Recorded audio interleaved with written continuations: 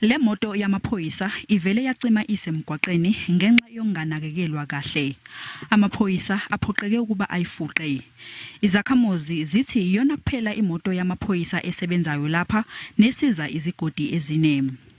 Kude imoto e1 kube dinengi nami bekune complain ngemntwana amahamba ngaJuly until nyalo abakhona ukufika la yakhona khona. Nokho ziphansi izigameko zobugebengu lapha kepha izakhamuzi zikhathazekile.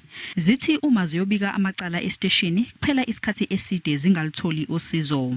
Inzaba yemaphoyisa ukuthi angasebenzi isiphatha kabi sibahlali sonke ngoba kunebantu abadzala badzinga assistance kuphi emaphoyiseni. Amaphoyisa athi ayinezimoto ezine kepha ke ezinye zafa kanti kuthatha isikhathi ukuzilungisa. Ama station commanders kufanele ukuthi bazi ukuthi if imoto izoya eservice babe nehlelo ukuthi bazi ukuthi bazokhona kuzivala kanjani leso sikhala ngaba makhuluma nema detective bakhulume namanye ama units. Kusolwa ukuthi isifundazwe sibhekene nokusilela emuva kakhulu kweimoto ezidinga ukulungiswa zibuyiselwe eziteshini zamaphoyisa.